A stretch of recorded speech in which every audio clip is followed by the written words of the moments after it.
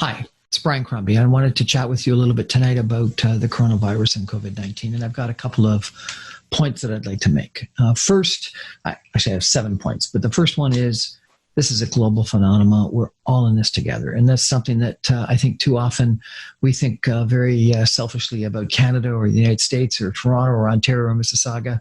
This is something that is happening all over the globe, and our interconnectedness that we sort of think about and know about this virus has proven that we are one connected world. And it doesn't know the difference between boundaries and borders. It doesn't know the difference between races or ethnicity. It doesn't know the difference between income levels or sexes or anything. It's going to infect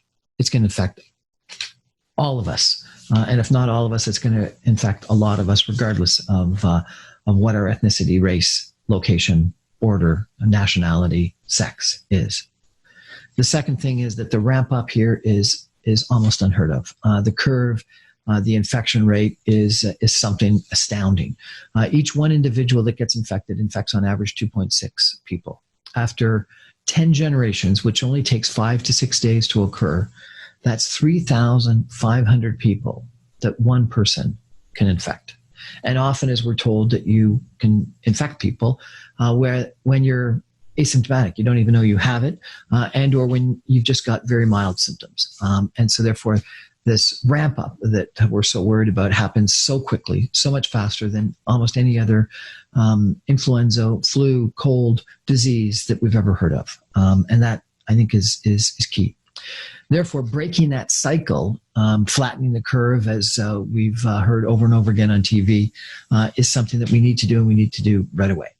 And it's probably something that all of us need to be incredibly aware of, involved in, and stay at home is the answer that we've heard over and over and over again, self-isolation. But I think it's more than that. And we need to understand that this is something that we are all in it together, and we've done this before. You think about safety belts. Why do we wear safety belts? It's because the percentage of people that can die in a car accident goes up dramatically if we're not wearing safety belts. And so we've all accepted a infringement on our individual liberty by wearing safety belts or helmets when we're riding bikes or skiing. After 9/11, what ended up happening? We ended up having security at borders and security at airports that was far and above whatever occurred previously. And we accepted it because we seemed to think it was reasonable. I don't think people are at that level yet with this pandemic. We've got to understand that the infection rate is ramping up incredibly quickly, that flattening the curve is key, and that it's our civic responsibility. It's up to us to make the difference. Number 5, we've seen examples worldwide of success and of failure. China, even with unbelievable high rates of infection and deaths, was a success because they flattened the curve. They used what we call very draconian actions, quarantined millions, tens of millions of people in ways that, a month ago, 2 months ago, we were thinking about was almost impossible. They were building hospitals and ventilators and masks that we thought, were unbelievable. Only a communist government could actually do that, but they did it. And they did it to save their citizens, and they flattened the curve. South Korea is another example. Singapore, which put in very draconian measures right away, ended up flattening the curve and lowered the infection rate and lowered the mortality rate fairly dramatically. On the contrary, Italy, Spain, maybe France, maybe Germany have taken a different, more lax, up until now, attitude toward it. And we can see what's happening day in, day out with continual increases and deaths and arenas being taken out and converted into makeshift morgues. It's astounding what is happening worldwide. And I think that the politics and economics and even our self, we've got to put all that aside.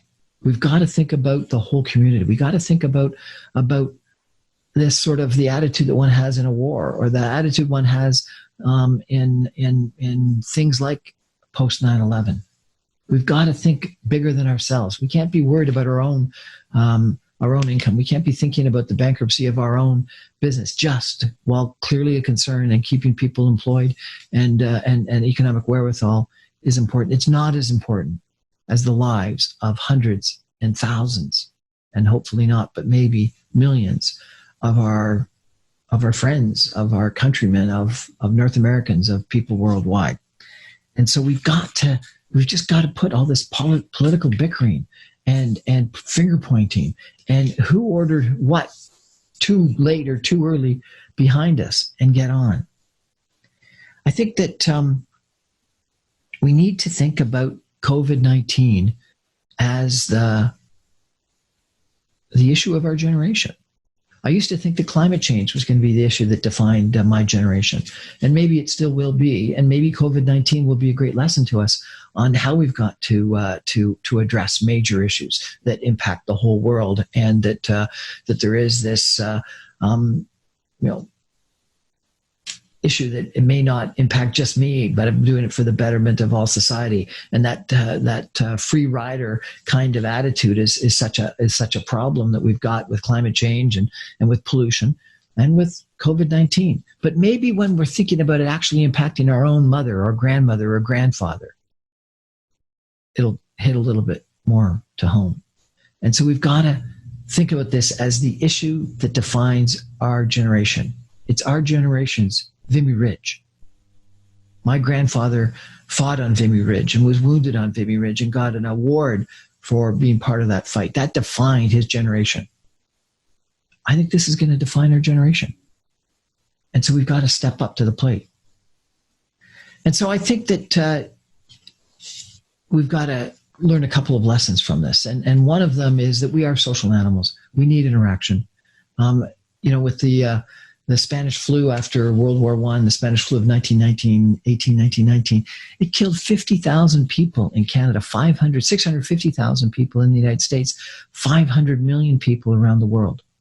It's astounding what ended up happening with an influenza, the Spanish flu, at the end of World War I.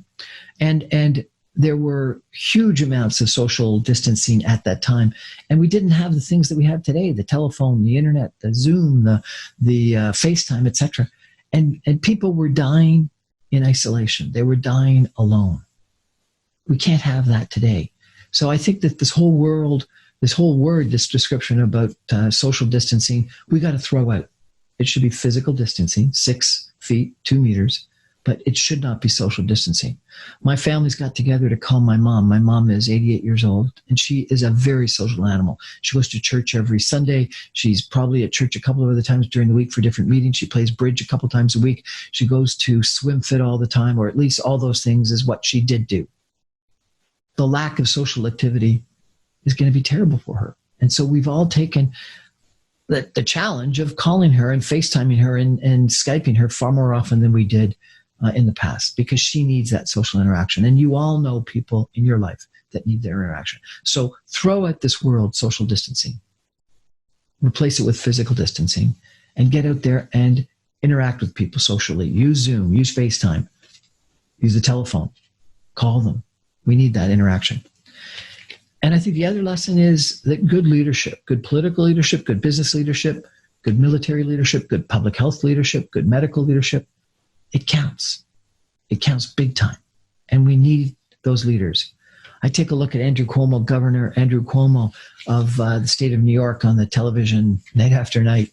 And I'm impressed with how honest he is, how frank he is, how clear-headed he is, how he's got PowerPoint slides that detail his points so he knows what he's talking about. You know that he's been in those meetings. He's got the details. He's mastered the details, but he's going to come out and he's going to put out in everyday language. He's toured the convention sites where the hospitals are going to be, the makeshift hospitals are going to be built. He knows the facts. That's a testament to true leadership. Franklin Delano Roosevelt is someone I've quoted numerous different times where, he suffered polio himself during the Great Depression, and then during the World War II. He stirred his nation to action through his inspirational words. Not by lying, not by glossing it over, not by just selling hope, but by being frank, by being honest. Winston Churchill, Battle of Britain, talked about that this will be our finest hour. They weren't glossing over things. They were telling people that the Frank news was what it was. They were telling people the reality, but people wanted to follow them because they believed that they were giving them the best advice and the best guidance. Which brings me to my last point.